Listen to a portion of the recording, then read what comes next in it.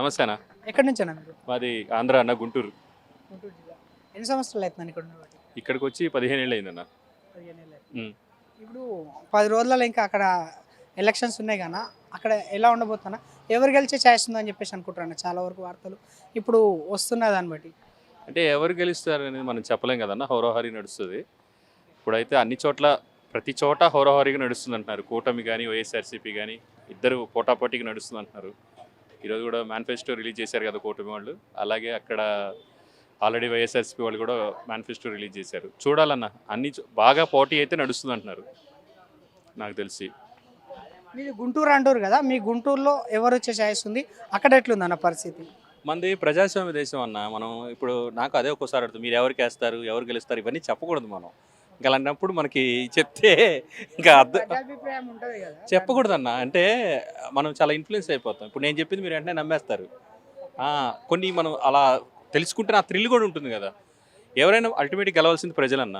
ప్రజలకు మంచి జరిగితే ఎవరైతే అంటే ప్రజలకు మంచి చేసేవాళ్ళు గెలవాలి. అది అంటే ఈ ఇప్పుడున్న నాయకులలో ప్రజలకు మంచి చేసే వాళ్ళు ఉన్నారని చెప్పేసి మనం అనుకోవచ్చా?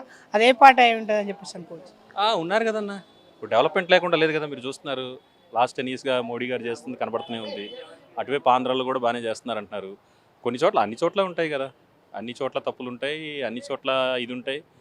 కాబట్టి ఆలోచించి ఓటేయాలి జనాలు, అంతే. నాకు తెలిసినంత వరకు డెవలప్మెంట్ చేయని ఏది ఉండదు. కాకపోతే మన ఎక్స్పెక్టేషన్స్ చాలా ఎక్కువగా ఉంటాయి. వాళ్ళు అప్పుడు మేనిఫెస్టోలో చెప్పినవి చాలా అవి చేశారా లేదా చూసుకుంటాం. అందుకని కొంచెం మనం అంటే ఇంకా అక్కడక్కడ కరెక్షన్ అని ఉంటుంది కదా.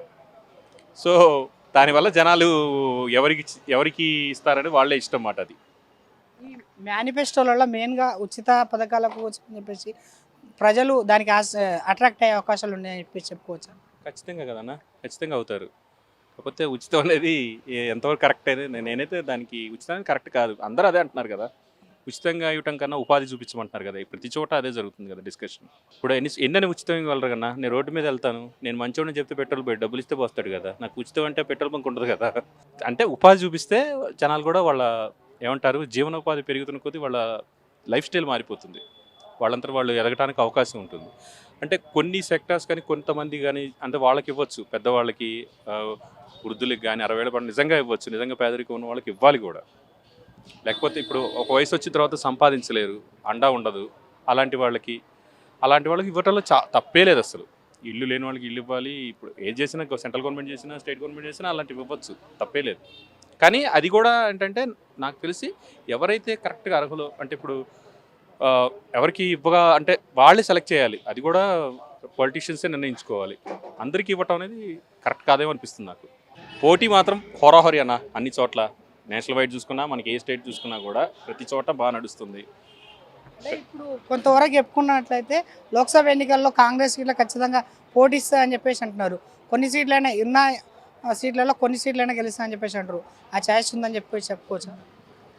గెలుస్తారు కదన్న. ఇప్పుడు అన్ని చోట్ల ఇప్పుడు ఫర్ ఎగ్జాంపుల్ ఇక్కడ తెలంగాణలో గవర్నమెంట్ మారింది కదా, ఇక్కడ కొంచెం దాని ఎఫెక్ట్ ఉండొచ్చు. కొన్ని చోట్ల ఇప్పుడు కాంగ్రెస్ కర్ణాటకలో వచ్చింది, అక్కడ మారచ్చు, అక్కడ కాంగ్రెస్ వాళ్ళు గెలుస్తారు. బీజేపీ కొన్ని చోట్ల వీక్ అయిపోయింది అంటున్నారు.